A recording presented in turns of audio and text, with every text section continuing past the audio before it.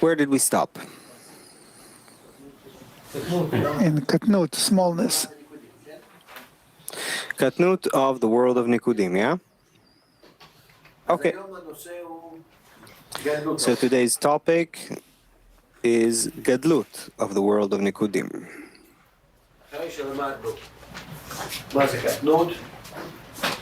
After we've learned what is Katnut, infancy, and let's draw our diagram again.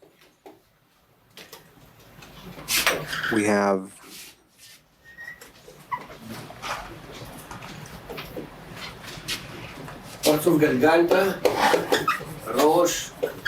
the Parzuf of Galgalta, Rosh, Pe, records 4/4, Galgalta, Tabu, this is the Toch of Galgalta, this is the Sof of Galgalta, and this is the Siyum of Galgalta. And this is the Tabu of Galgalta.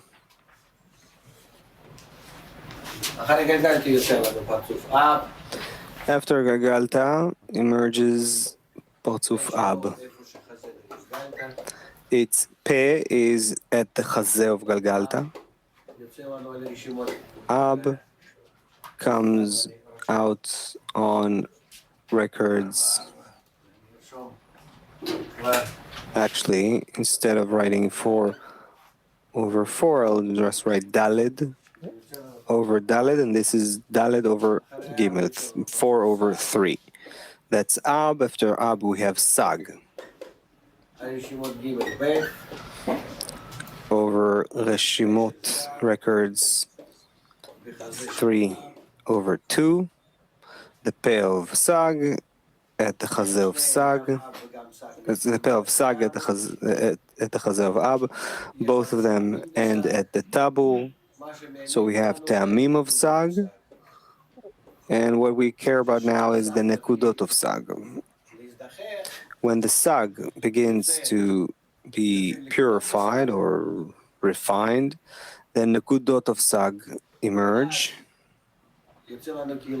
Then basically it's like this.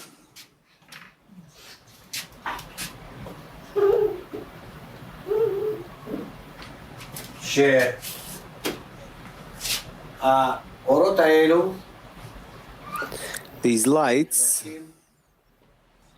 they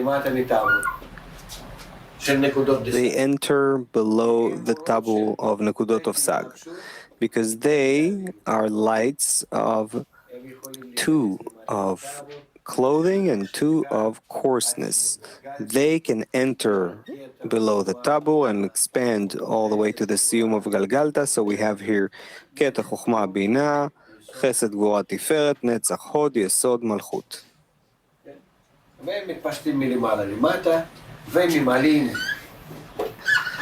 And so they expand from above downwards and fill Galgalta with light of Chasadim. Light of Chasadim.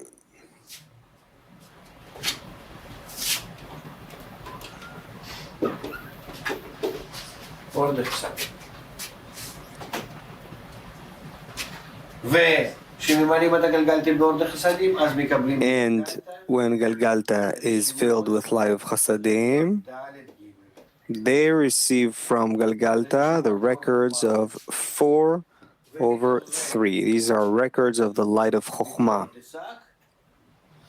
And from that, Nekudot of Sag begin to feel here below the Tiferet, where the vessels of reception begin here. So here, there's a feeling of a will to receive without a screen. And so we learn that in these vessels where there's a will to receive, Malchut rises above.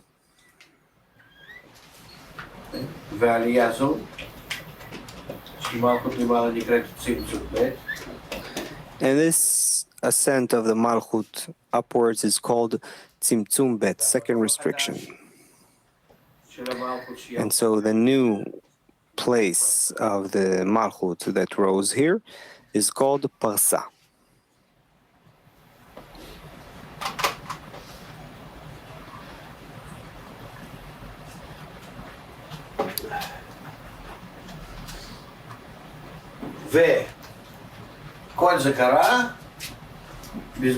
And all of this happened while Nekudot of Sag expanded here below.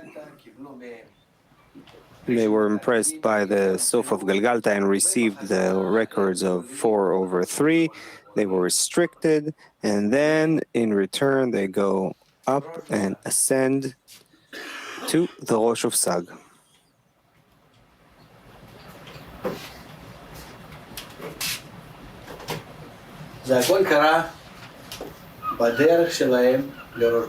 All of that happened on their way to the Rosh of Sag. So they reach Rosh of Sag with the records of themselves, which is already 2/1, and they're restricted. So let's write plus second restriction.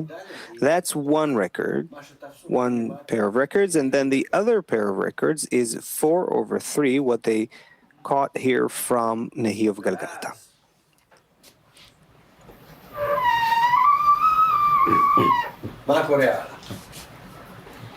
And then, what happens next? According to the records of 2/1 restricted, the Masach now has to work to produce the next Partzuf. And at the Nikve Enaim. What is Nikve Enaim? In the Rosh, there's Keter Chochma Bina, Zeranpin, and Malchut. So the half of Bina, where the Gal of Bina ends and the Zat of Bina begins, this is called Galgalta Enaim, and below it's called the Chap. So this place is called Nikve Enaim. And then there is a coupling here, Zivug, from the beginning of the Rosh of Sag. But it's not the entire Rosh. This is the entire Rosh here. So only a part of it. Why only a part of it? Because if I am forbidden to receive besides in this part of the goof, so correspondingly I have to make the calculation in advance of how much can I receive.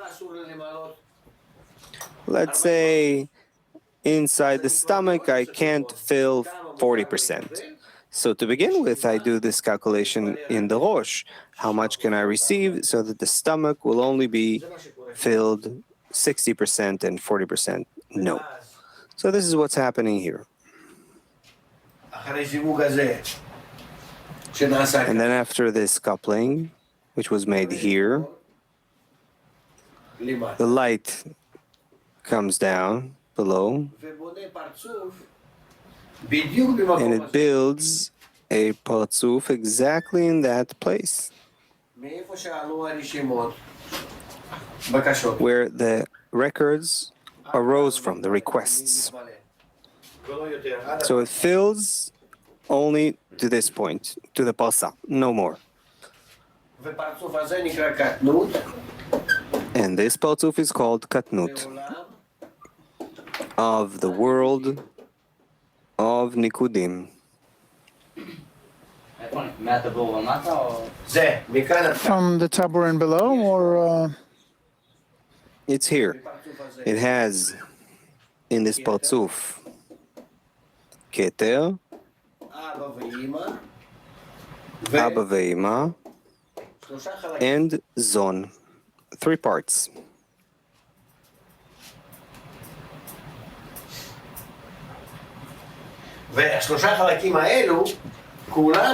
And these 3 parts are all these 3 parts are in a restricted form. This means what is their form? This, from here, get in, don't be afraid, come on. What's his problem?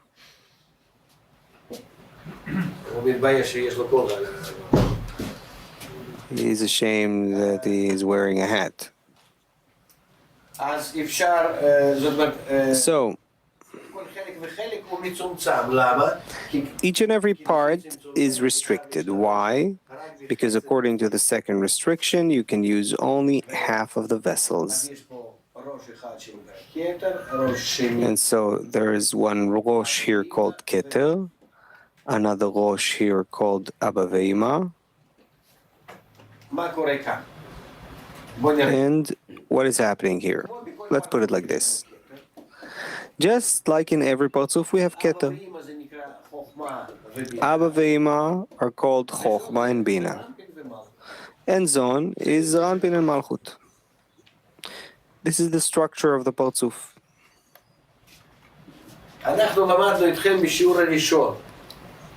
We've learned with you in lesson 1 that what is happening. In Keter, there is light. The light from Keter comes down to Chochma. And in Chochma, there's also light. But Bina doesn't want to receive the light. She has a quality like Keter, only to give and not to receive. So it turns out that Keter wants to give. Maybe let's draw it differently. Keter wants to give. Chochma wants to receive. Bina is flipped, it doesn't want to receive. And Zran Pin Malchut, even though they want to receive, they have nothing. This state is called that Abba, Chochma and Bina, or Abba Ve'ima, are in a state called face to back.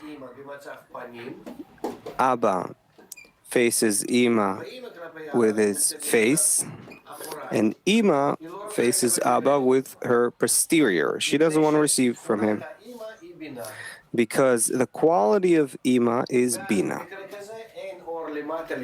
And in such a case, there's no light below in Zon. The light only comes down to Abba from above, and Ima doesn't want to receive it, and then below there's darkness.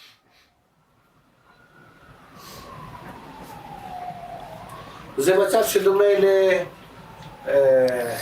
is a state similar to, say, like a transistor. Well, in technology, in this life, there's many examples where, on the one hand, there is a flow and abundance, and there's something in the middle that separates it and doesn't allow it to continue. So, like in a transistor, let's say, if someone knows this. So voltage comes, or current comes from here, it stops here. If there's a wave here, it'll open it up, and in the same way, if we open this gate, then the current flows below. Something of that nature. Or like a certain faucet. So, depending on whether we open it or close it, it flows or doesn't flow. So same thing here. That's a result. So, Ima doesn't want, because she's Bina, she doesn't want to receive from Abba, and then below Bina, everything is darkness. This is called Katnut, infancy of the world of Nikudim. Then, where does the Katnut of the world of Nikudim come from? Because we made a coupling over the records of 2 over 1 that are restricted. Now, after we've done that, we have a Parzuf called Katnut of the world of Nikudim. Then comes the the next pair of records in Q. And according to the next pair of records, we now have a zivug that already happens at a different place, where the zivug now happens at the pe. I'll draw it here. Pe. This is the pe, right?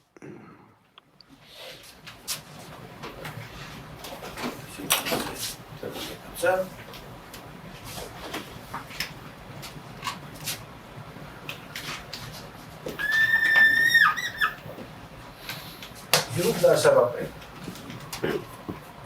the zivug happens at the pe. Why? Because this records 4/3 demands a coupling with complete light. So then the masach at the nikvenaim goes back down. The masach of nikvenaim goes back down to the pe. And at the pe, there's a coupling over the complete light. The coupling over 4/3. I'll write here that this was the coupling on 2/1 plus second restriction. Here, when the coupling over 4/3 happens, 4/3, then very great light comes to the same parzuf. And what does it do to this parzuf? This great light enters the keter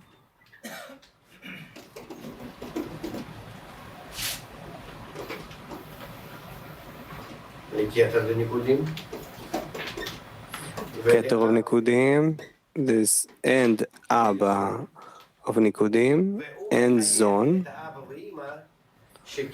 and it necessitates Abba ve'ima, that keter will give light, Abba will give light, Ima will couple with Abba and give light, and they will both give light to zon, and then this zon will also go beyond the parsa and fill this space here, all the way to the end.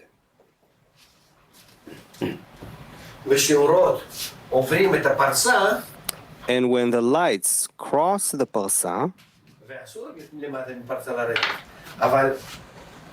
and they can't, they're forbidden to go below the parsa, but the records of 4/3 break this violation, violates this prohibition, and then there's the shattering of the vessels. So here, from the pe of Abba ve'ima and below, all of these vessels shatter. Shattering of the vessels.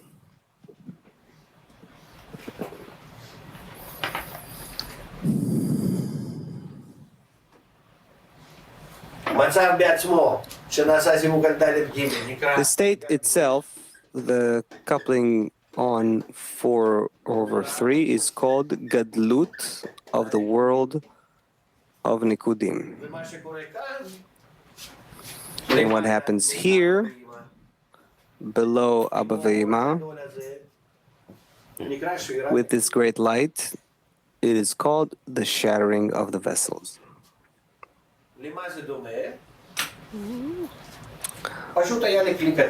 What does it similar to? I had a small vessel. I thought I could use it. I used a part of it until here. Instead of 10 sfirot, Keter, Chochmah, Binah, Zera, Anpin, Malchut, I only used a part. I had more or less clarity that I can use this part. But I didn't take into account that there's also a desire of 4/3 that I, as if, caught here from below, from the Sof of Galgalta. And this desire of 4/3, when it appeared, it caused me to make a calculation that I can seemingly receive in order to bestow, even in all the vessels, not just a part of them.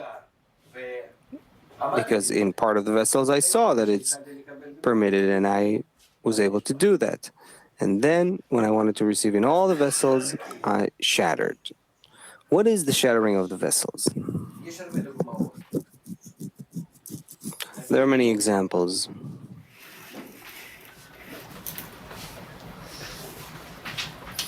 Let's say we all know that if there is something that is forbidden, it's better to just stay away from it. Whereas to start receiving a little bit and then stop. And this is what happened here. If I completely don't use my vessels of reception that were restricted, that's okay. So I'm in katnut. But if I begin to receive, then I can no longer stop myself. And even though I'm forbidden, I begin to receive the light of gadlut, I have to continue it all the way, even though I shatter.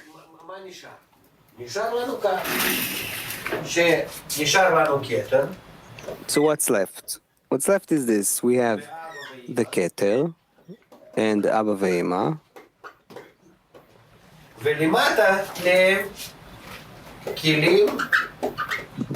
And below them, there are shattered vessels.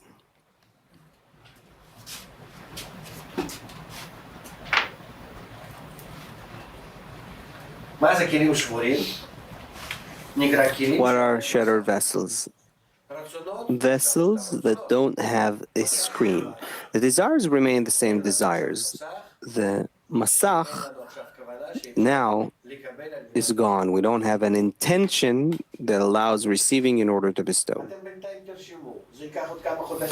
In the meantime, write it down. It's going to take a few months until you understand what I'm talking about. But write it all down, and gradually it'll become clearer. There's no other way in Kabbalah. Only like that. You write down at first like a parrot, no word is clear, it sounds like I'm speaking nonsense, I know. That's how it is. Another week, another week, another week, until this thing is clarified, until it's perceived, and you begin to work with it and work with it practically. It'll take time. You want to take a picture? I'll go here.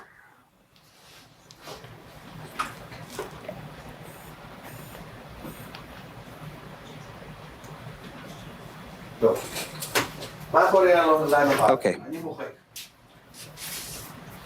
What happens next? I'm erasing this, okay?